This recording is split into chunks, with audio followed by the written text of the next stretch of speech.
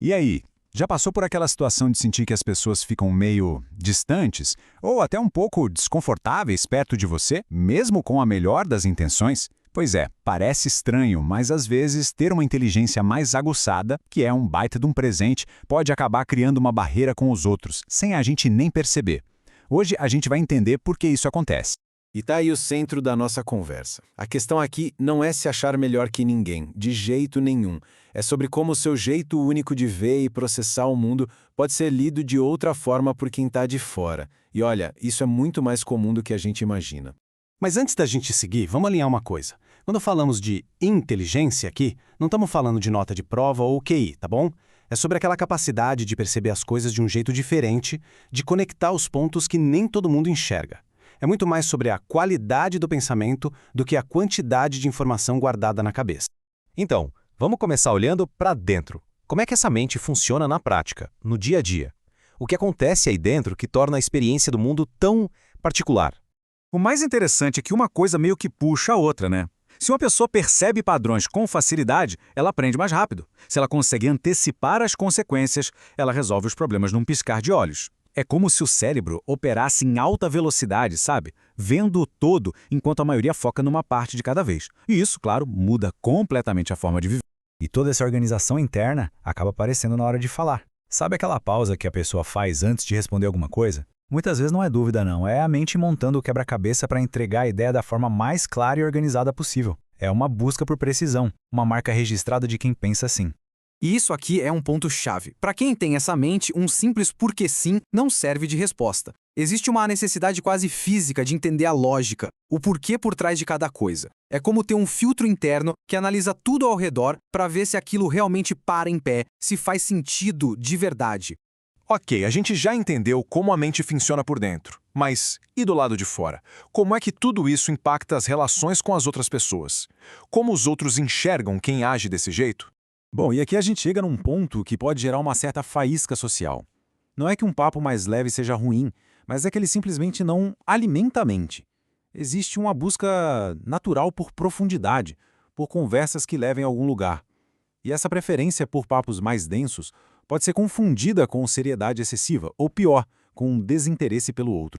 Outra coisa, quem tem essa característica provavelmente se vira muito bem por conta própria. Não precisa de ajuda para tudo, nem de validação constante dos outros. Isso é pura autoconfiança. O problema é que para quem está de fora, essa independência toda pode parecer que a pessoa está se isolando, sendo fria ou distante. E não é por um espírito de rebeldia que se questiona o jeito que sempre foi feito. É uma busca incansável por lógica, por eficiência. Se algo não faz sentido, a reação natural é pensar, peraí, tem um jeito mais inteligente de fazer isso, né? E esse impulso de otimizar tudo pode, sem querer, balançar as estruturas de quem prefere a segurança do conhecido. E vamos pensar um pouquinho aqui. Por que isso acontece, afinal? Quando se questiona um método antigo, a pessoa que sempre fez daquele jeito pode acabar levando para o lado pessoal. Ela pode interpretar como uma crítica direta ao trabalho ou à capacidade dela. Mesmo que a intenção seja só melhorar o processo, pode acabar cutucando a insegurança de alguém sem querer. E aqui estão os efeitos colaterais, muitas vezes invisíveis. A simples presença de alguém com essas características pode funcionar como um espelho. Uma memória boa para detalhes pode fazer o outro se sentir incapaz. A calma no meio de uma crise realça o nervosismo de quem está ao lado. Não é algo que a pessoa faz, mas o que ela é que às vezes gera o desconforto. Certo, já entendemos o cenário todo e os desafios. Mas não precisa ser assim, de verdade. A grande virada é como transformar essa barreira que parece se formar em uma ponte. Como usar essa inteligência toda para se conectar de verdade com as pessoas. E aqui está o pulo do gato. Não tem nada de errado em ver o mundo de um jeito diferente. O desafio e, ao mesmo tempo, a grande oportunidade é aprender a traduzir essa visão para os outros. Construir um caminho para que eles possam entender o seu ponto de vista. E essas são as ferramentas para construir essa ponte. A empatia ajuda a sacar como a sua clareza pode soar para o outro. A paciência dá o tempo que as pessoas precisam para te acompanhar no raciocínio. E a compreensão faz a gente aceitar que cada um tem seu próprio ritmo. São qualidades que, somadas à inteligência, deixam qualquer pessoa ainda mais forte. Essa frase resume tudo, né? A inteligência sozinha é só uma ferramenta, mas quando você junta ela com a empatia, com a capacidade de se colocar no lugar do outro, aí ela vira sabedoria. E é a sabedoria que cria as conexões humanas que realmente valem a pena.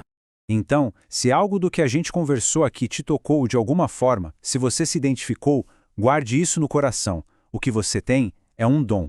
Não é algo para esconder ou para se sentir mal.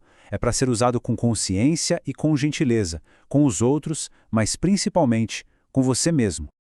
Então, fica essa reflexão no final. Como uma pessoa pode pegar essa que é a sua maior força, seu maior diferencial, e transformar na sua ponte mais poderosa para se conectar com o mundo? Em vez de ser algo que isola, pode ser justamente o que conecta, de um jeito único e verdadeiro. Pensar nisso pode mudar tudo.